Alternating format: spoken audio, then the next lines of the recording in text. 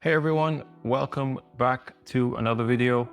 So anger, huge topic, right? Something I've been working on for quite some time, and it has so many facets to it that it can't be covered in one video. So I'll probably be covering it over phases, maybe 3 videos.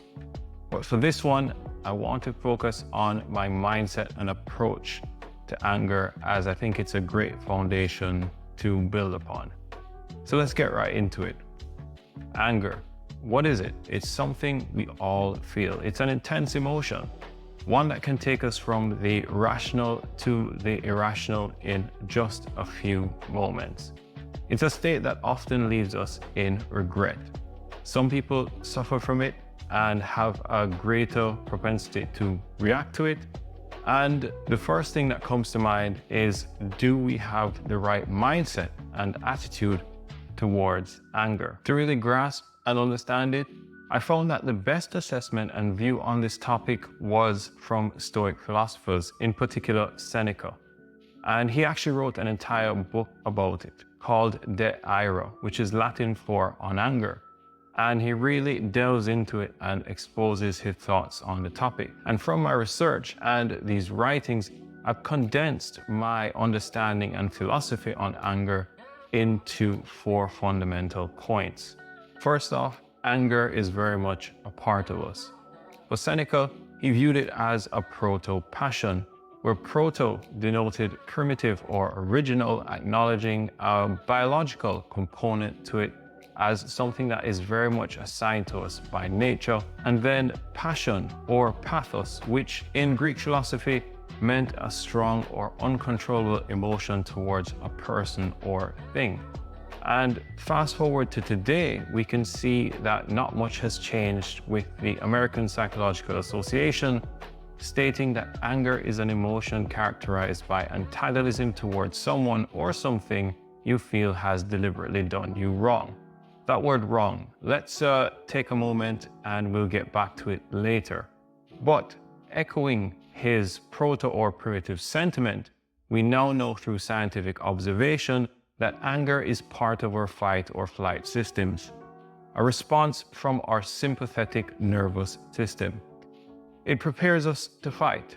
Our adrenaline increases, our heart beats faster, and our muscles contract. It's designed to ensure we survive.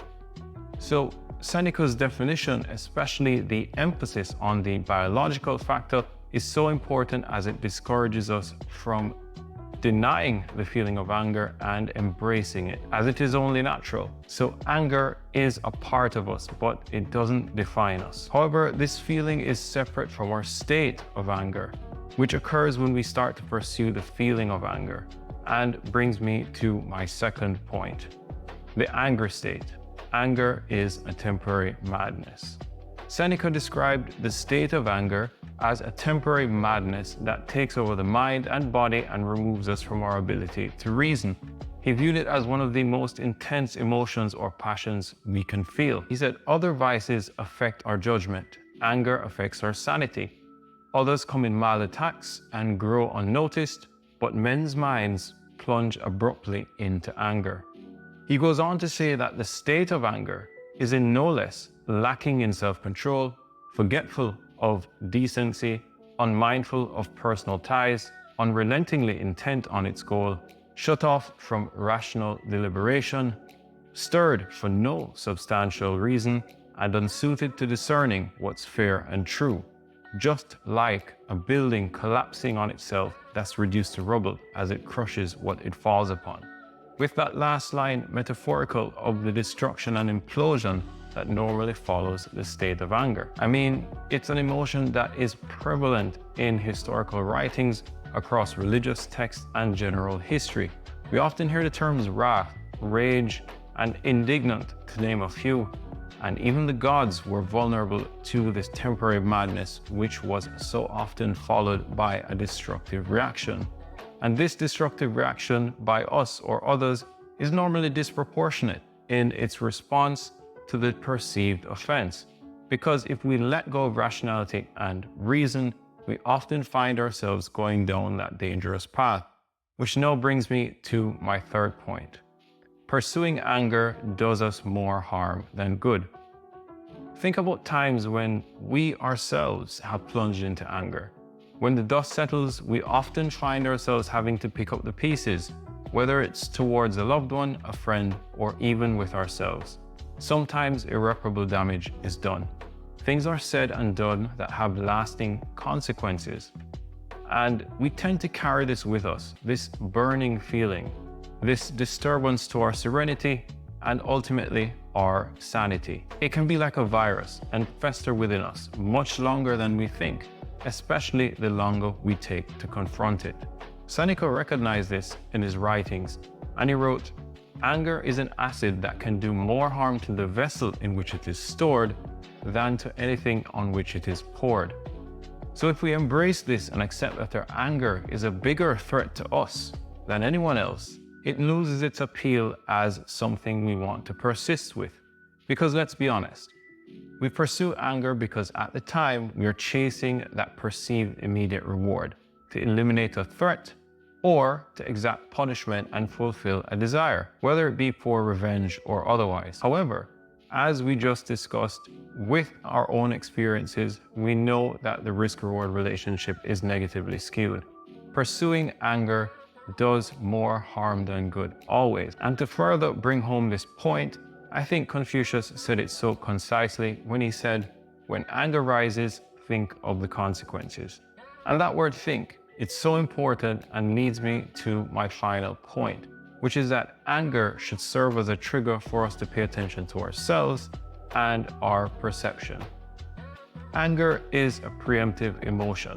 Confronting it requires a huge mental effort. It's no easy task, but we know for sure that the choice to act on anger lies with us, and we must practice to try to be as self-aware as we can to try and recognize when we are plunging into or starting to pursue anger.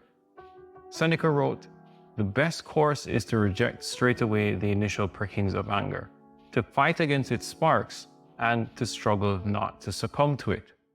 For me, I know and accept that anger starts in the mind.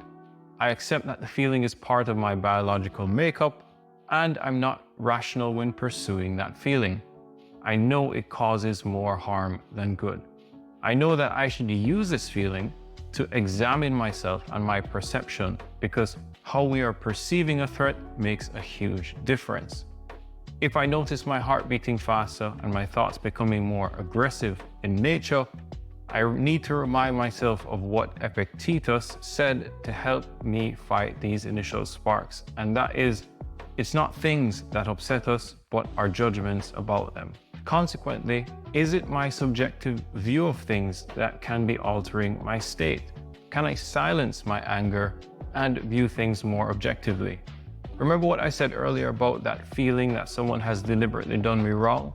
It's at this point I really have to examine my assessment of wrong and my subjective view of things and assess if the threat really is actually one, or is it just due to incompetence, a misunderstanding on my part or the offenders, or is it being driven by someone's self-centered incentives? Hanlon's razor, remember that? My previous video.